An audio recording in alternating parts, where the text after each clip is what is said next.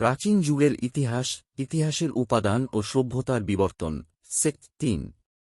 37 হিন্দুস্তান নামের উৎপত্তি কিভাবে হয়?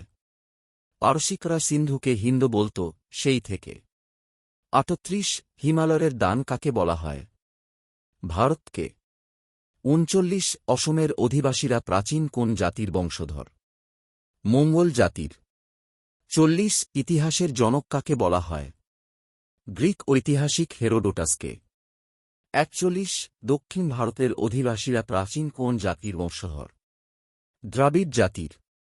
42 প্রাচীন ভারতের ইতিহাসের উপাদান হিসাবে পুরাণের গুরুত্ব এত কম কেন? কল্পনার আধিক্যের জন্য। 43 প্রাচীন ভারতের দুটি বিখ্যাত বিশ্ববিদ্যালয়ের নাম লেখো। নালন্দা ও তক্ষশিলা। 44 প্রাচীন ভারতের কয়েকটি নগরের নাম লেখ। হস্তিনাপুর, ইন্দ্রপ্রস্থ, চম্পা, কোশল, সাঁচি। 45 প্রাচীন ভারতের কয়েকটি বন্দরের নাম লেখো।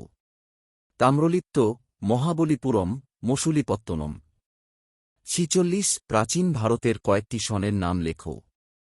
বৌদ্ধ সম্বত, জৈন সম্বত, বিক্রম সম্বত, শকাব্দ ইত্যাদি। 47 বর্তমান ভারতের কোন কোন অংশে দ্রাবিড় জাতির বংশধরেরা বসবাস করেন? দক্ষিণ ভারতের তামিলনাড়ু, অন্ধ্রপ্রদেশ, কেরল ও কর্ণাটকে। 48 ভারতবর্ষ নামের উৎপত্তি কিভাবে হয়?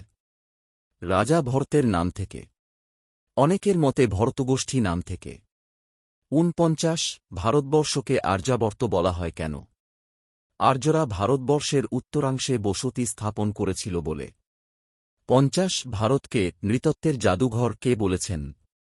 Vincent Smith. 51 প্রাচীন ভারতের দুটি জাতির নাম কি? ভরত ও পুরু।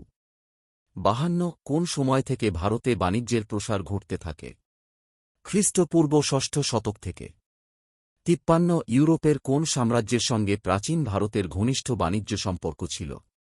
রোম সাম্রাজ্যের সঙ্গে। 54 ম্লেচ্ছ বলতে কাদের বোঝায়? বিদেশী জাতিকে। 55 পূর্ব ভারতের কোন বন্দর থেকে দক্ষিণ পূর্ব এশিয়ার দেশগুলিতে বাণিজ্য জাহাজ যেত? তাম্রলিপ্ত বন্দর থেকে। 56 কোন সময় থেকে ইউরোপ ও এশিয়ার বিভিন্ন দেশের মধ্যে নিয়মিত বাণিজ্য শুরু হয়? খ্রিস্টপূর্ব 2য় শতক থেকে। 57 শিবের ত্রিমূর্তি কোথায় দেখা যায়? এলিফ্যান্টা।